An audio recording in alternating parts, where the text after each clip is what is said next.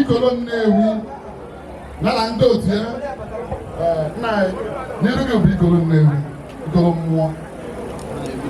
Ikolo Mmou, Adamazi, Afiaolu Nnewi.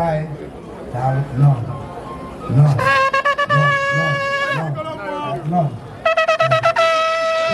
President, sister, area target. Thank you very much. President, sister, Professor Chidi K. Oranusi. Professor Chidi K. Oranusi.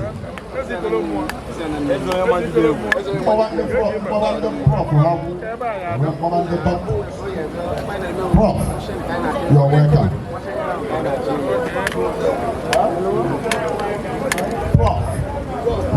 Prof, can you level?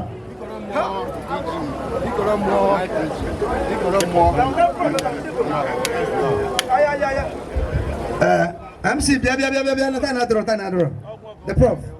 Thank you very much. Don't become one more block or lion.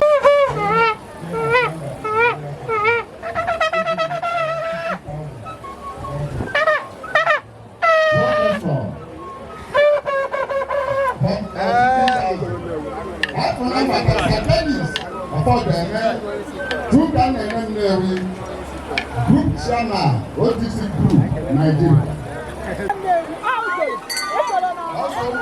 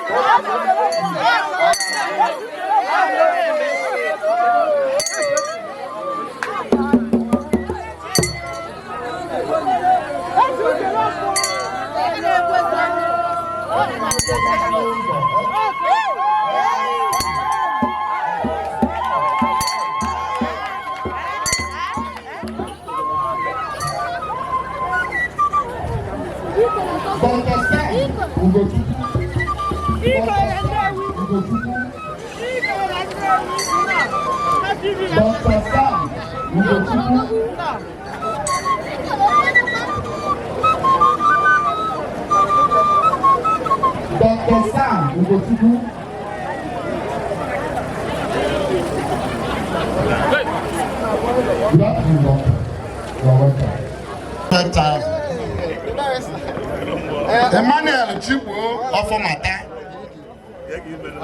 Emmanuel Chibo ex of Mata.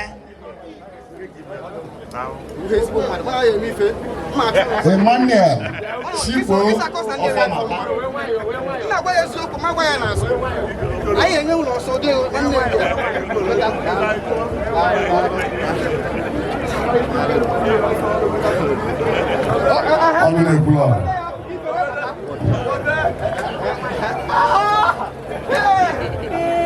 Then, I say, we salute you. We salute you. We have been a party. Someone wants them. There's one more that can't do it.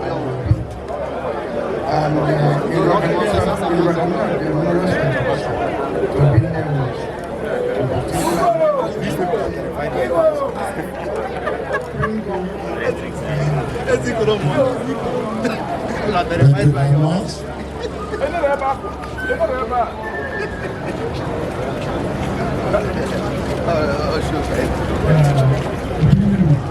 of religious indoctrination and miseducation of the African man by the Western, the people that claim that they civilized us. So what they did was that they demonized our culture. So and on a bit from Wepelumpe, when I kuzili na Jesus Christ, they say Abraham, your father, and all those things. You know, and your own fathers.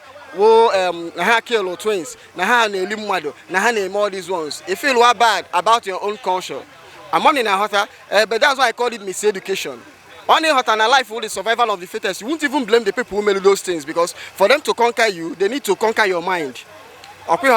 So African man, when a conquered mind, his mind has been colonized, and to his mind is liberated, he cannot appreciate his culture, and that's why that mind liberation is important. Oh, a liberated mind when you do appreciative of your culture, irrespective of the good or bad. Don't any culture do totally good, and don't any culture do totally bad. Any culture do totally good, any culture do totally bad, good and bad will exist for anything a function. Just like in life, light and darkness must go pari passu.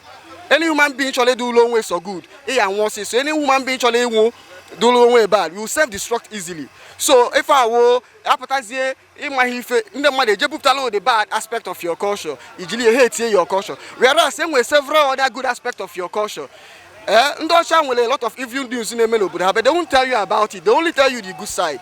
So I want needs to understand this thing and start telling our people, stop looking at as in your culture from only one lens. Balance saying that I don't want to know those and all why you part of that culture.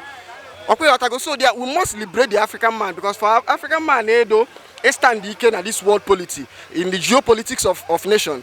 The African man must appreciate his culture and stand on his culture. You can't stand on another man's culture and think that you can dictate what happens. No. On a belki yano weka. And I be dona na shia bai, ka emali fe Dubai, makife no dubo nye koji anaka.